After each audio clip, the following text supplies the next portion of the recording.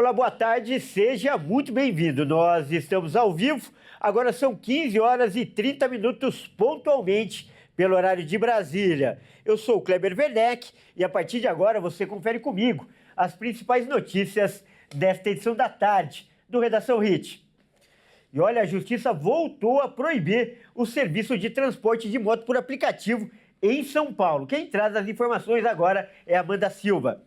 O Tribunal de Justiça de São Paulo suspendeu mais uma vez o serviço de transporte por moto por aplicativo na cidade de São Paulo e recomendou a regulamentação da atividade pela Prefeitura de São Paulo em 90 dias. Na última quinta-feira, a administração municipal pediu a liberação do serviço e o recurso foi atendido. A suspensão dos serviços de mototáxi por aplicativo é uma medida de cautela até que aconteça o julgamento definitivo. A decisão também repercutiu nas redes sociais.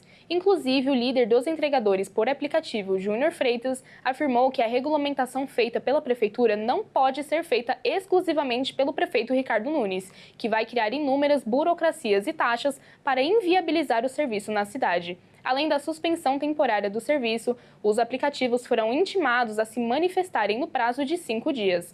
Em fevereiro desse ano, a Justiça proibiu a Prefeitura de São Paulo de multar e apreender motos de aplicativos que transportavam passageiros. A decisão de proibir as multas veio após a 8ª Vara da Fazenda Pública declarar inconstitucional o decreto municipal que proíbe o transporte de passageiros por meio de moto de aplicativos e prevê multa até a apreensão do veículo. Segundo a decisão judicial, a legislação federal autoriza esse tipo de serviço e cabe ao município apenas regulamentá-lo e não proibi-lo. Muito obrigado pelas informações, Amanda. Nós vamos continuar nosso giro de repórteres pelo Brasil agora para ver o que é notícia desta sexta-feira. E olha só, por falar em motos, no Rio de Janeiro, um homem que estava na garupa de uma moto, olha só, e ele foi flagrado puxando com uma corda um cavalo. Quem traz os detalhes agora é o Joenison Santos. Um homem foi flagrado conduzindo um cavalo por meio de uma corda enquanto seguia na garupa de uma moto no viaduto Padre João Mus, na Via Láctea, em Nova Iguaçu, na Baixada Fluminense. As imagens mostram o animal sendo guiado pelo homem enquanto o motociclista segue em velocidade moderada pelo viaduto. Em nota, a Secretaria Municipal de Mobilidade Urbana informou que não recebeu nenhuma denúncia formal sobre o caso. A entidade disse ainda que repudia esse tipo de conduta por colocar em risco a segurança de todos os no trânsito. O órgão afirmou que tem intensificado as ações de fiscalização nas ruas da cidade. Realmente lamentável um homem ter essa ideia. Bom, nós vamos agora mostrar um outro flagrante de imprudência nas estradas de Santa Catarina. Um drone gravou caminhões e automóveis realizando ultrapassagens irregulares e perigosas em uma estrada. A repórter Michele Veiga vai mostrar os detalhes.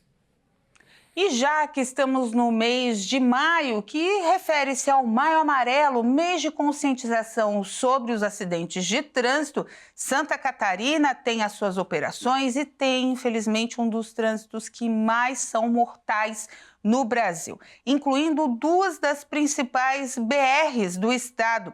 Uma delas é a Serra da Dona Francisca, em Joinville, aonde a Polícia Rodoviária esteve presente fazendo uma série de abordagens, mas de uma maneira diferente, por drones. As imagens mostram várias passagens incorretas e também ultrapassagens que poderiam causar acidentes. E tudo isso chamou atenção devido à periculosidade do local, que já, inclusive, fez com que um dos maiores acidentes do estado fosse registrado, com a morte de 51 pessoas na queda de um ônibus em uma ribanceira. A Serra da Dona Francisca fica em Joinville e é um dos trechos mais mortais aqui de Santa Catarina. Portanto, a polícia está fazendo essas investigações diárias que tem muita ultrapassagem perigosa e irregular para tomar mais providências e colocar mais rastreamento para, dar multas ou então fazer bloqueios e até mesmo identificar quem são esses atos apressadinhos que colocam a sua vida e principalmente a dos outros em risco. Lembrando que nessa região da Serra da Dona Francisca, em Joinville, o governo do estado prometeu a construção de áreas de escapes, aquelas combritas para que quando os caminhões têm algum tipo de problema consigam abrir fuga e assim evitar ainda mais acidentes. Prometeram no começo do ano a construção desses escapes na casa aí de 350 milhões de reais. Eles ainda serão construídos. Portanto, mês de maio, mês de conscientização sobre os acidentes de trânsito e não tem necessidade, às vezes, de ultrapassar, né? Uma vida não vale 5 minutos. É como a competente repórter Michele Veiga disse, é preciso ter prudência e responsabilidade nas estradas. Vamos mudar de assunto agora para falar que o Brasil confirmou o primeiro caso de gripe aviária em uma granja comercial. Isso aconteceu no Rio Grande do Sul. E por precaução, o país suspendeu as exportações de frango para a China e também para a Europa. Mas o consumo do produto, olha que alerta importante, é seguro, garante as autoridades. Quem vai trazer mais informações agora é a Bruna Cantalupe. O Ministério da Agricultura confirmou o primeiro foco de gripe aviária em uma granja comercial no Brasil. O caso foi registrado em Montenegro, aqui no Rio Grande do Sul, e acendeu o sinal de alerta em todo o setor avícola. A granja afetada é de matrizes reprodutoras e, após os sintomas em algumas aves, exames confirmaram a presença do vírus H5N1. Com isso, as autoridades iniciaram o protocolo de emergência, isolamento da área, eliminação das aves e monitoramento de um raio de 10 quilômetros.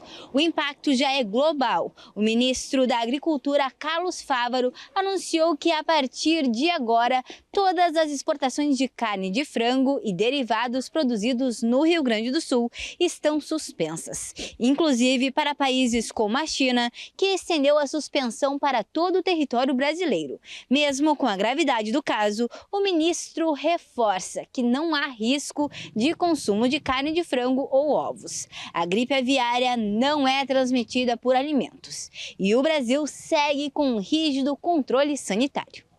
Olha só, esse é sem dúvida o assunto do dia hoje nos principais sites de notícia. Então, para falar mais sobre isso, nós vamos conversar com um especialista. O nosso convidado é o doutor Jorge Calil, ele que é professor titular de Imunologia Clínica da Faculdade de Medicina da USP. Vai aparecer aqui, doutor. Seja muito bem-vindo, é um grande prazer, uma honra contar com o senhor aqui no nosso jornal.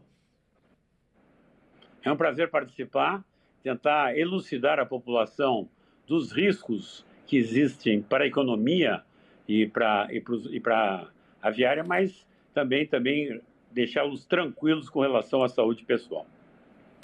Doutor, eu gostei muito, né, de uma palavra que você usou aí, elucidar. Isso porque esse assunto já vem ganhando espaço no noticiário há algum tempo, mas nem todo mundo conhece os detalhes, os efeitos. Então, o objetivo é fazer uma entrevista didática, ensinar mesmo as pessoas. E eu quero perguntar primeiro, né, o que vem à cabeça das pessoas quando ouve sobre esse assunto é que a carne de frango pode oferecer risco. Consumir a carne de frango pode oferecer algum perigo. Então, eu queria que você falasse primeiro já nesse assunto.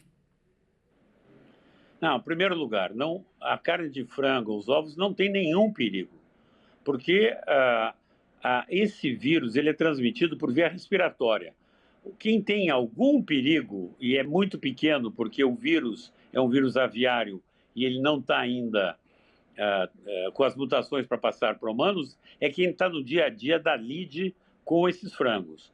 Nós que vamos receber a carne no supermercado não tem o vírus, nós não vamos aspirar o vírus, e não tem problema nenhum. Então, não tem problema, nós podemos continuar a consumir ovos e frangos sem nenhum problema. Agora, uma pergunta mais técnica, doutor. Eu peço que você explique um pouco as características do vírus H5N1, que é o causador da gripe aviária. Certo. Veja, os vírus de influenza são originalmente das aves. Eles podem, eventualmente, se adaptarem a outros mamíferos ou a outros animais. e a gente tem, de vez em quando, a gripe porcina, que nós já tivemos, ou outras gripes. Mas isso se dá por mutações que fazem com que o vírus consiga se ligar à célula desses animais. Então, o H5N1 é basicamente um vírus aviário. Se a gente pode ter mutações, e a gente está sempre muito alerta a isso, para que ele possa transmitir para o homem, pode ser. Mas isso é uma coisa rara e acontece com as pessoas que têm contato direto com o vírus, porque o vírus é um vírus respiratório, né? Então, ele é transmitido pela respiração e não simplesmente se alimentando de uma determinada carne. Então, por isso que a gente não tem que ter medo de se alimentar com carne aviária ou mesmo ovos. Então, ele é transmitido pela respiração. O problema é que ele é bastante infeccioso. E o grande perigo que nós vemos é ele se transmitir para a nossa produção aviária, que é uma das maiores, se não for a maior do mundo. E a economia brasileira depende muito dessa transmissão. Agora, os países que importam a nossa carne aviária não querem, porque eles têm medo que esse vírus possa ser transmitido para a produção aviária que eles possam ter nos seus países. Então, a gente tem que ficar tranquilo, pelo menos por enquanto, porque nós não temos casos humanos com relação a humanos, mas temos que ficar bastante intranquilos, porque o Brasil, a economia brasileira, depende muito da produção e exportação dessas aves. Então, o que nós temos que fazer? O Brasil tem capacidade de testagem em toda a periferia e esse raio de 10 quilômetros, para a gente ver se tem outros animais infectados, e nós temos que cuidar, sim, se as pessoas que lidam com esses animais no dia a dia, então que respiram o mesmo ar desses animais, se elas podem ter algum problema. É muito difícil, é muito raro, mas nós temos que estar atentos. E para isso o Brasil tem condições.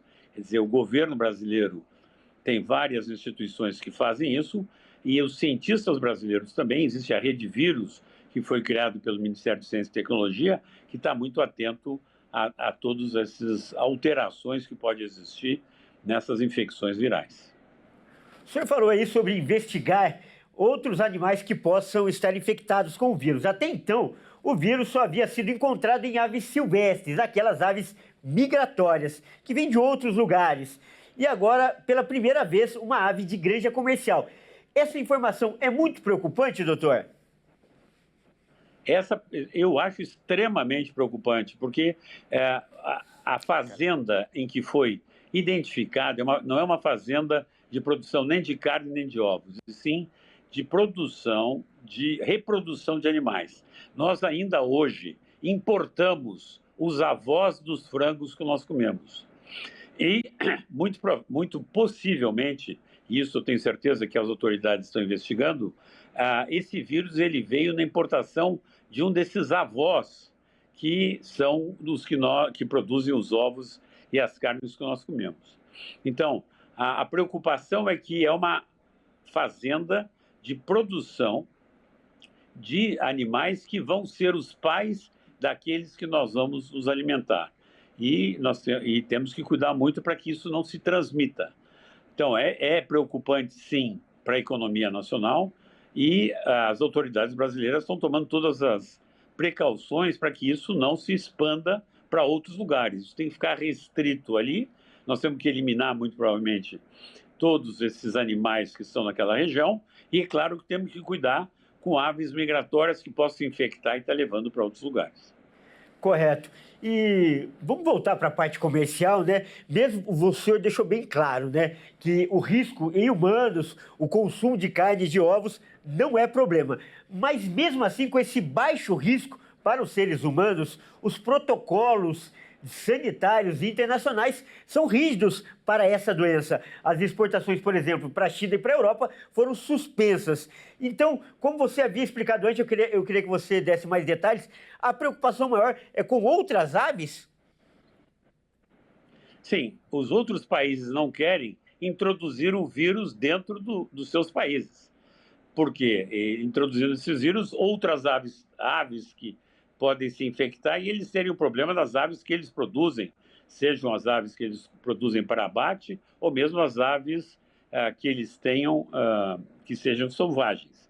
Então, quando existe esse vírus detectado, é praxe no mundo todo parar todo tipo de importações e exportações para que fique limitado o local em que esteja presente esse vírus e que a gente tente eliminar o vírus.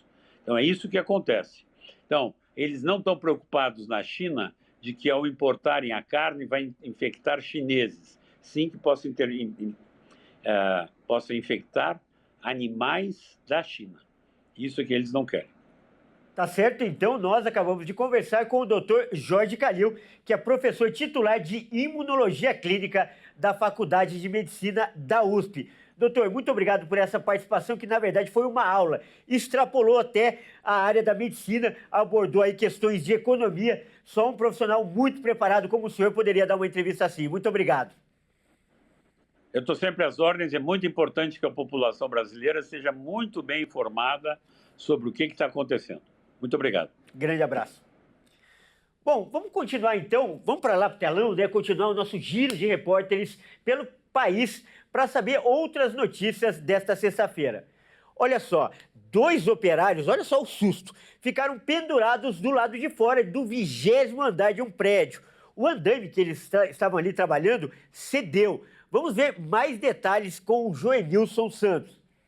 2 trabalhadores passaram por um susto após um andaime ceder no 20º andar de um prédio comercial na Barra da Tijuca, zona oeste do Rio. O acidente aconteceu por volta das 4 horas da tarde na última quarta-feira. De acordo com relatos, uma das cordas que sustentavam a estrutura se soltou, fazendo com que a plataforma ficasse quase na posição vertical. Os trabalhadores estavam no último andar do edifício no momento do incidente e conseguiram se segurar até receberem ajuda de pessoas que estavam no local. Vídeos registrados por testemunhas chamaram a atenção nas redes sociais ao mostrar o momento de tensão vivido pelos operários. O corpo de bombeiros foi acionado, mas ao chegar ao local encontrou os homens já em segurança. Nenhum deles precisou de atendimento médico.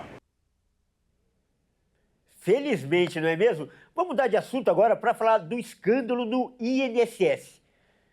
Olha só, mais uma história revoltante envolvendo o INSS. Uma mulher de 84 anos teve descontos indevidos no salário dela durante, olha só, 30 anos. Foram 3 décadas de fraude. Em meio às revelações do esquema de fraude do INSS, a pensionista Lídia Clarida de Souza, de 84 anos, moradora de Humaitá, no interior do Amazonas, descobriu que sofreu descontos em seu benefício durante quase 30 anos. A idosa, que é analfabeta, teve ajuda do seu neto para checar nessa semana se sua pensão sofreu com descontos. Ao ver o extrato, veio a surpresa. Os descontos aconteciam desde maio de 1996 e se estenderam até abril de 2025. No início, os valores descontados eram de R$ 2,00 por mês. Em 2025, chegaram a R$ 30,36. No período, os descontos somados se aproximavam de R$ 4.200 em valores não corrigidos. A idosa recebeu pensão do INSS desde 1978, após a morte de seu marido. Durante todo o período, a pensão era equivalente a um salário mínimo. Com 9 filhos para criar, Lídia trabalhou na prefeitura de Humaitá como faxineira e copeira até 1997. Foi encontrado um termo de filiação assinado pela aposentada de 1994, autorizando os descontos. Segundo a idosa, ela assinou o documento a pedido do prefeito de Humaitá, que disse que isso iria ajudar a prefeitura, mas nunca soube que aquilo se tratava de uma autorização para descontos na pensão. Nesta semana, o INSS começou o processo para a devolução do dinheiro para aposentados e pensionistas que tiveram descontos indevidos. Mais de 1 milhão de pessoas entraram com o pedido de contestação. Dona Lídia é uma delas e espera acertar essa conta de 30 anos. Bom, e agora é hora da gente falar de esportes aqui no Redação Hit. E quem traz as informações hoje é o Fernando Jesus. E ele vai participar aqui ao vivo, direto lá de Itaquera, da Neoquímica Arena, o estádio do Corinthians. Fernando, vai aparecer aqui no telão. Fernando, por que você está aí hoje? Explica pra gente. Kleber, boa tarde para você e a todos que acompanham o Redação Hit. Como a gente vê, eu estou aqui na Neoquímica Arena, estádio do Corinthians, isso porque no domingo a gente tem um grande clássico contra o Santos. O Santos vai vir para a capital enfrentar o Timão pela 9ª rodada do Campeonato Brasileiro. E olha, essa 9ª rodada vai ser bem interessante. Isso porque além do clássico alvinegro, a gente vai ter outros 3 clássicos durante o fim de semana. Vamos conferir.